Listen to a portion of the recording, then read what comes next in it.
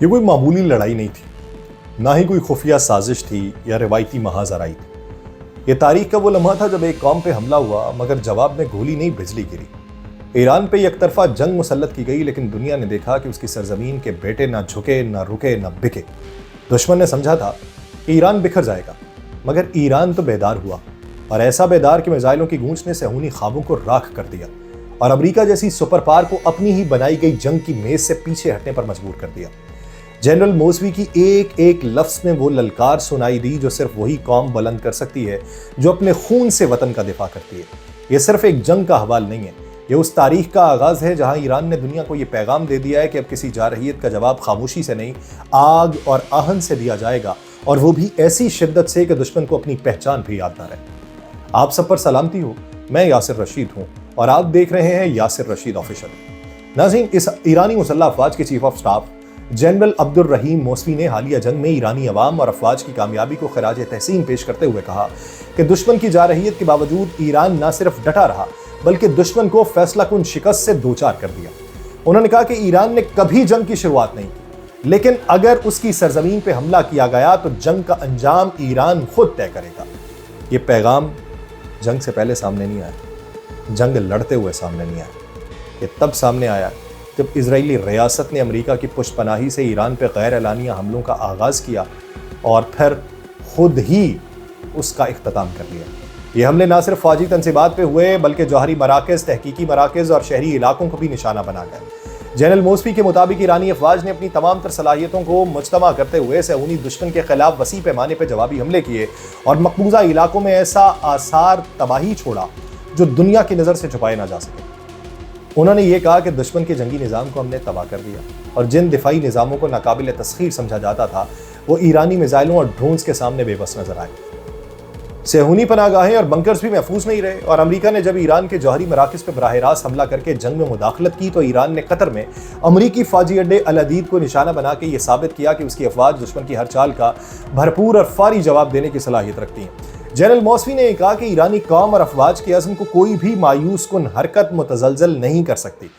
ایرانی افواج نے یہ ثابت کر دیا کہ اگر دوبارہ کوئی اسٹریٹجک غلطی دہرائی گئی تو تاریخ دشمن کا نام صفحہ ہستی سے مٹا دے گی۔ یہ بیان ایرانی قوم کے اتحاد، عسکری صلاحیت اور عالمی قوتوں کے سامنے اس کی خودداری کی علامتی اعلان تھا۔ ایران نے یہ واضح کر دیا ہے کہ اب کوئی دشمن اس کی سرزمین یا خود مختاری کی طرف میلی آنکھ سے دیکھے گا تو وہ اپنی تباہی خود لکھے گا۔ دوسری طرف ایرانی صدر مسعود پزشکیان نے آذربائیجان کے صدر الہام علیوف سے ایک اہم ٹیلی فونک گفتگو میں اسرائیلی حملوں کے دوران آذربائیجان کی فضائی حدود کے مبینہ استعمال کے اوپر وضاحت طلب کی ہے۔ انہوں نے کہا ہے کہ بعض اطلاعات کے مطابق صہیونی ریاست نے ایران پہ ڈرون اور مائکرو فضائی گاڑیوں کے حملوں کے لیے آذری فضائی حدود کو استعمال کیا، جو ایران کی خود مختاری اور بین الاقوامی قوانین کی کھلی خلاف ورزی ہے۔ صدر پزشکیان نے آذربائیجان سے ان اطلاعات کی تحقیقات اور تصدیق کا مطالبہ کیا ہے تاکہ حقائق سامنے آ سکیں۔ ساتھ ہی صدر مسعود پزشکیان نے ایران کے ساتھ اظہار یکجہتی اور حمایت کے اوپر آذربائیجان حکومت اور عوام کا شکریہ ادا کیا اور کہا کہ ایران نے کبھی کسی جنگ کا آغاز نہیں کیا، نہ ہی اس کی نیت ہے جنگ کا آغاز کرنے کی، لیکن اسرائیلی جارحیت نے اسے جواب دینے پر مجبور کر دیا۔ انہوں نے واضح کیا کہ بین الاقوامی قوانین کے تحت جوہری تنصیبات پہ حملہ جنگی جرائم کے زمرے میں آتا ہے، اور اقوام متحدہ کی خاموشی اس کے دوہرے معیار کی غمازی کرتی ہے، تو پھر ہمیں تو بولنا ہے۔ انہوں نے اس ضمن کے اندر ایک اور بات کی، انہوں نے امریکی کردار پہ شدید تنقید کی، کہا کہ امریکہ ایک طرف خود کو غیر جانبدار ظاہر کرتا رہا ہے لیکن جنگ کے 8ویں دن اس نے ایران کی جوہری تنصیبات پہ بمباری کر دی، جس کے جواب میں ایران نے قطر میں امریکی فوجی اڈے کو نشانہ بنایا۔ ایرانی صدر نے اس موقع پہ ایران کی ہمسایہ ممالک سے دوستانہ تعلقات کی پالیسی کو دہرایا اور کہا کہ تہران خطے میں امن، استحکام اور باہمی احترام کا خواہاں ہے، اور انہوں نے کہا کہ مستقبل میں بھی اس پہ ہم رہیں گے، کاربند رہنا ہی ہماری پالیسی ہے۔ اس پر آذری صدر نے اسرائیلی حملوں پہ افسوس کا اظہار کیا اور واضح الفاظ میں کہا کہ آذربائیجان نے ان حملوں کی ابتدا ہی سے مذمت کر دی تھی اور اپنی فضائی حدود جو ہے وہ کسی بھی دشمنانہ مقصد کے لیے استعمال نہیں ہونے دی جائے گی۔ علیوف کا مزید یہ کہنا تھا کہ آذربائیجان کی خود مختاری، فضائی کنٹرول اور ایران کی سالمیت کے احترام کا اعادہ کرتے ہوئے یہ افواہیں جو ہیں یہ بے بنیاد ہیں کہ آذری فضائی حدود ایران کے خلاف استعمال ہوئی ہے۔ ساتھ ہی انہوں نے ایران کے ساتھ معاشی، سیاسی اور سلامتی کے شعبوں میں تعلقات کو مزید وسعت دینے کے عزم کا بھی اظہار کر دیا۔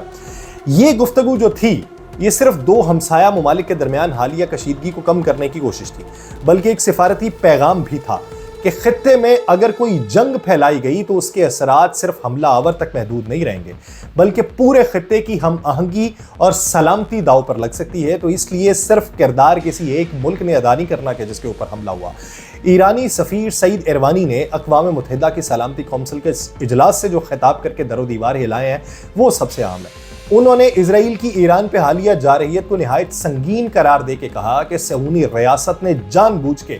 عام شہریوں خاص طور پہ بچوں کو نشانہ بنایا۔ انہوں نے کہا کہ یہ وہی پرانا طریقہ کار ہے جو اسرائیل نے فلسطین کے اندر اپنایا تھا، جس میں سکولز، اسپتالوں، خوراک اور پانی کے مراکز پہ حملے کیے گئے، اور اب یہی طریقہ ایران میں دہرایا گیا۔ انہوں نے کہا کہ 2 ماہ کے بچوں سے لے کے کم سن معصوموں تک درجنوں بچوں کو ایران کے مختلف شہروں میں قتل کیا گیا، اور یہ اقوام عالم کے لیے ایک الارم ہے۔ اقوام متحدہ کو بچوں اور مسلح تنازعات پہ بلائے گئے خصوصی اجلاس میں ایرانی سفیر نے دنیا کو یہ یاد دلایا کہ صرف 2023 سے اب تک اسرائیل نے 50,000 سے زائد فلسطینی بچوں کو شہید یا زخمی کیا ہے، اور اب یہی سلسلہ ایران تک آ پہنچا ہے۔ انہوں نے اسرائیلی مظالم کے خلاف ایک نئی اصطلاح کا حوالہ دیا،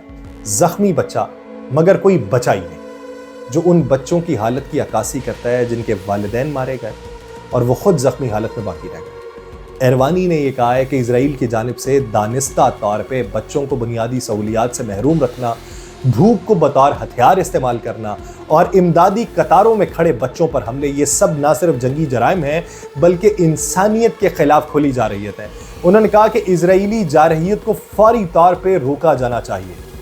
پوری دنیا کے اندر جہاں کہیں بھی وہ کرنے کی کوشش کر رہے ہیں، اور بین الاقوامی برادری کو اس بچوں کو قتل کرنے والی ریاست کے خلاف سخت اقدامات اٹھانے ہوں گے۔ انہوں نے اس بات کے اوپر روشنی ڈالی کہ حال ہی میں اقوام متحدہ نے اسرائیل کو ان ممالک کی بلیک لسٹ میں شامل کیا ہے جو مسلح تنازعات میں بچوں پر سنگین اثرات مرتب کرتے ہیں، لیکن انہوں نے زور دیا کہ یہ قدم ناکافی ہے، زبانی ہے، اور اس کے ساتھ ساتھ عملی، مؤثر اور فوری اقدامات کرنے کی ضرورت ہے۔ اپنے خطاب کے آخر میں ایرانی سفیر نے اسرائیل کی طرف سے ایران پہ لگائے گئے الزامات کو بے بنیاد قرار دیتے ہوئے کہا کہ صہیونی ریاست اپنے جرائم کو چھپانے کے لیے جھوٹ اور غلط بیانی کا سہارا لیتی ہے، مگر سچائی خود بولتی ہے، اور دنیا کو یہ سچ اب نظر آ رہا ہے۔ ایرانی سفیر سعید ایروانی نے اقوام متحدہ کے سلامتی کونسل کے اجلاس سے خطاب کرتے ہوئے اسرائیل کی ایران پہ حالیہ جارحیت کو نہایت سنگین قرار دیا اور کہا کہ صہیونی ریاست نے جان بوجھ کے عام شہریوں خاص طور پہ بچوں کو نشانہ بنایا، اور ان کا یہ کہنا تھا کہ یہ وہی پرانا طریقہ کار ہے جو اسرائیل نے فلسطین میں اپنایا تھا، جس میں سکولوں کو، اسپتالوں کو، خوراک کو، پانی کے مراکز پہ حملے کیے گئے تھے۔ تو اب جا کے دنیا کو آنکھ کھول لینی چاہیے، دنیا کو دیکھ لینا چاہیے کہ یہ کیا کچھ کرتا رہا ہے، اور اگر دنیا اس کو خاموش کروانے میں ناکام ہے تو پھر کسی نہ کسی کو تو خاموش کروانا پڑے گا۔ حق دفاع تو کسی کے اوپر موجود ہے ہی، اور حق دفاع اگر کسی نے آزما لیا، کسی نے پے در پے وار کر دیے، تو پھر اسرائیل کا نتیجہ کیا ہوگا؟ ابھی جو چیخیں بلند ہوئیں، ابھی آپ کا Iron Dome, David Sling, Arrow 2، Arrow 3، PAC 3، Patriot 3، آپ کے کون سے نظام جو ہیں وہ آپ کے زمیں بوس ہوئے، تو مستقبل میں اگر کوئی پھر سے ہمت جٹا کے اٹھ پڑا تو پھر آپ کی حالت وہی ہوگی،